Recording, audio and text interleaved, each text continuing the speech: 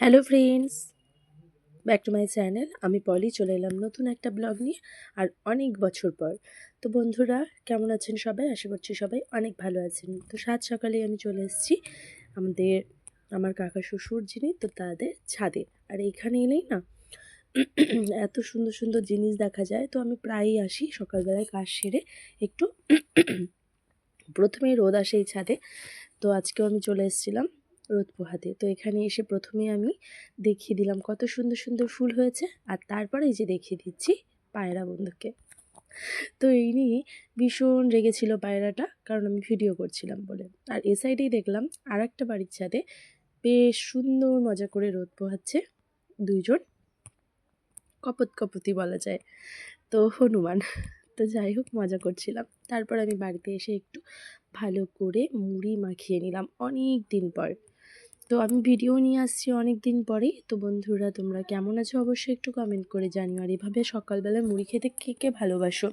আমি তো ভীষণ ভালোবাসি, তবে সময়ের কারণে হয়ে ওঠে না। তারপরেই মুড়িটা খেয়ে আমি চলে এসেছিলাম রান্নাঘরে। আর এইদিকে দেখো, কুমড়ো, বেগুন, আলু, পটল সব কেটে নিয়েছি। আর এখানে মাছ নিয়ে নিয়েছি, মাছের মাথা, চিংড়ি মাছ, খয়রা মাছ, আর এগুলো সব আমি একদম গুছিয়ে নিয়ে নিয়েছি। তো এক এক করে আলু কুমড়ো ভেজে নিলাম, এখানে মাছ ভাজাও করে নিচ্ছি, আর এখানে মাছের ঝাল বসিয়ে দিয়েছি। যেহেতু সময় খুব অল্প আর আজকে একটা স্পেশাল ডে, তো সেটা কি অবশ্যই বলবো।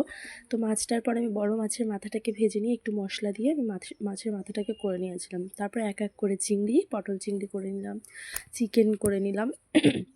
এদিকে স্যালাড কেটে নিয়ে তারপরে যে মাছের মাথাটাকে মশলা দিয়ে পটল চিংড়ি, এখানে 5 রকমের ভাজা, ওখানে মাছ ছিল মশলা দিয়ে, আর ছিল একটু চিকেন।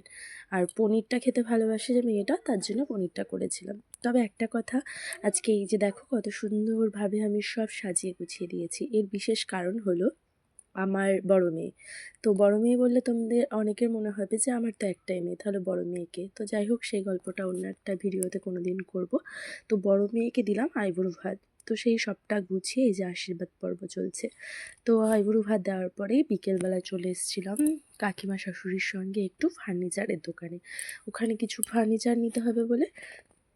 তো ভিডিওটা বেশ কিছুদিনের, কিন্তু দিতে একটু লেট হয়ে গেল বন্ধুরা। সবাই একটু দেখে নিও কষ্ট করে। আর কেমন লাগে আমার ভিডিও অবশ্যই কমেন্ট করে জানাতে ভুলো না যেন। তো এত রকমের ফার্নিচার দেখে আমার মনে হলো বন্ধুদের একটু শেয়ার করি।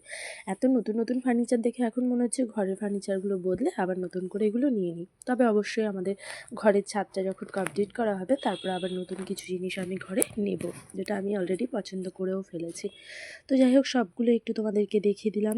যদি কারো প্রয়োজন হয় অবশ্যই চলে এসো অপর্ণা ফার্নিচারে। আমরা কিন্তু অপর্ণা ফার্নিচারে গিয়েছিলাম আমাদের কাটোয়াতে। তো এখানে আমার এই লাস্টে যেটা দেখালাম, এই আলমারিটা ভালো লেগেছে। তারপরে চলে এসেছিলাম এটা একটা ফার্নিচারের জায়গায়। তো এখানে খাট তৈরি হবে বলে, তো এখানে এসে দেখলাম কি সুন্দর সুন্দর ঠাকুরের মূর্তি বানিয়ে রেখেছে। সেটাই তোমাদের সঙ্গে শেয়ার করে আজকের ভিডিওটা আমি শেষ করব। তো বন্ধুরা, অবশ্যই ভিডিওটা দেখো, আর সবাই ভালো থেকো, সুস্থ থেকো। আমার শরীর খুব একটা ভালো নয়, প্রচণ্ড ঠান্ডা লেগেছে, তো তবুও বলবো সবাই অনেক অনেক